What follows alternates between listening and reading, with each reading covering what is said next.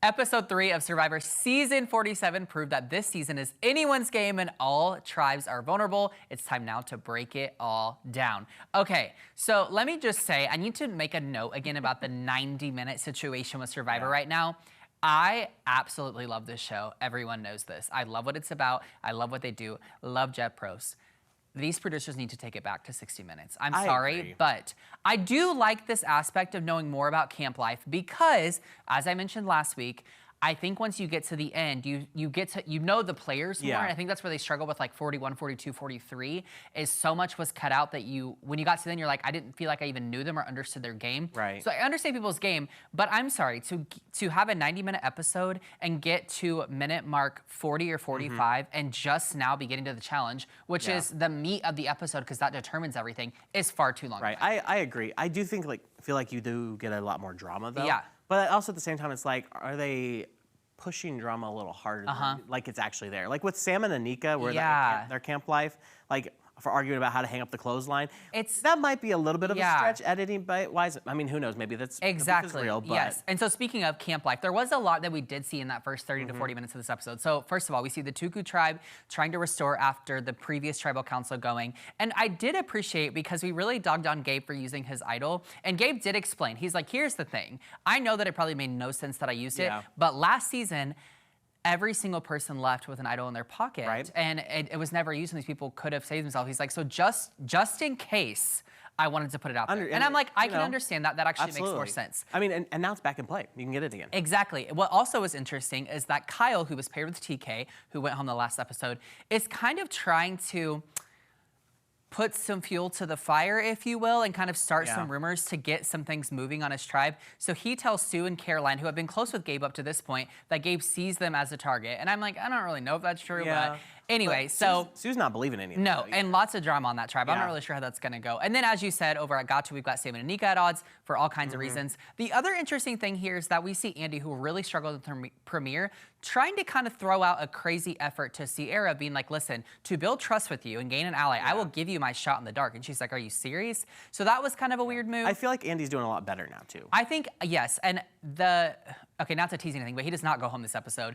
And the preview for the next episode, it seems like they kind of show his goofy side, and I'm curious to see what happens there. So then we move into the journey part of this episode. As we know, typically, one person from each tribe goes on the journey and they're given some kind of decision. And most of the time there's a good and a bad that comes out of this. So this time around, Anika, Kyle, and Rome all go on the journey. And so what happens is they arrive to the beach. And first of all, I always think it's interesting how each player decides to divulge information differently to these players that they really don't know yet. Because, like, I believe it was one of them had mentioned that they felt like Sam and Sierra were like kind of coupled up, and then Anika's like, no, they're both in relationships back at home. Apparently all the tribes thought that they were dating, which I thought was weird. I think that's weird too. I'm like, you've also been on the beach for 3 days. But anyway, so it is funny though, because sometimes I think people like divulge too much, and sometimes I think they're too quiet. So it is an interesting like social gameplay in that aspect. Anyway, so this time on the journey, they walk up to their isolated spots, and they basically have 3 bags to choose from.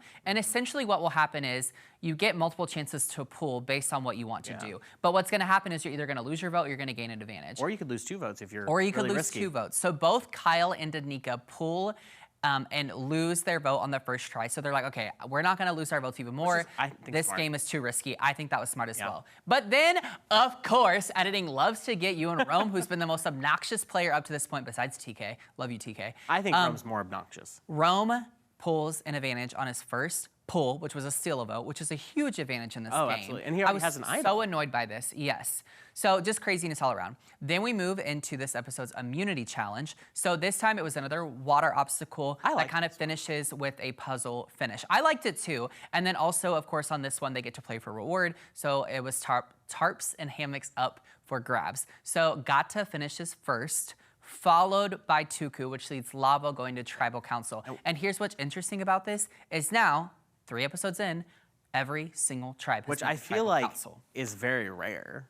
It's rare, and I like it more because we've seen, you know, last season and maybe the season before, there was like one standout tribe that was going, it felt like every week. And that just gets boring because you're like, okay, well, now I don't feel like I know enough about these other tribes. So then you don't get to see the cracks till you get to the merge, and that's just not as exciting. You know? So, okay, here's the crazy thing though. Lavo is all over the place. Oh you've got Rome, who thinks he's the head honcho, and then you've got Teeny, who's kind of working with him, but kind of likes Asia.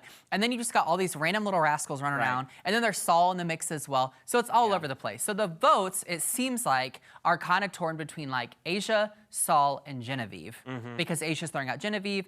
The little mini alliance, they want Asia out, but then also Saul's name is being thrown out. So it's just a mess. So before the votes are read, Rome uses his idol. And at first I was like, what is he doing? But it made sense. He had said that his idol was only good for one tribal council, so he basically had to use it, which I appreciated. So it ends up happening, the votes are read, and it's 1 vote against Rome, so I guess good for him in that way, 1 vote against Genevieve, 1 vote against Saul, but then all 3 of the other votes against Asia. So Asia is eliminated. I will say I was surprised that Teeny voted against somebody else that what her alliance didn't want. You know, her alliance wanted to get out Asia, and then she voted for I can't remember who her vote was. She's the one that voted Saul, I think. Yeah. And it's interesting because it's like I don't know to what advantage that was to her. And the reason I say that is like if we're at merge or further along, I could see why she would maybe be okay with voting like Asia going, but not wanting to vote for her because jury and at the end, right? But I'm like, at this point, like Asia's out. She's not coming back. We haven't made it that far in the game yet. So I don't know. Maybe it was just like a loyalty thing for her because she did seem to morally really enjoy and personally really enjoy Asians. I think she was just like, it was a personal struggle for her. Yeah, it definitely was not fun to see Asia go home. I was hoping it would be somebody else. But I was shocked, I will say. And now I'm like kind of nervous because remember last week I told you I interviewed TK, Asia, and Tiana preseason. And now TK and Asia are both out. And so I'm like, that just leaves Tiana. So I have 2 suspicions. Either Tiana's the next to go, which I hope not because she's my winner pick right now, or Tiana makes it far in the game because every season when they give me those preseason interviews, 1 person has made it to the finale. So maybe I'm they curious. Switched up because they knew maybe they're like, we're going to give you everyone but the first vote. They all get out in a row. So I don't know. It'll be interesting. But anyways, as always, there's a brand new episode of Survivor tonight on CBS and then streaming on Paramount+.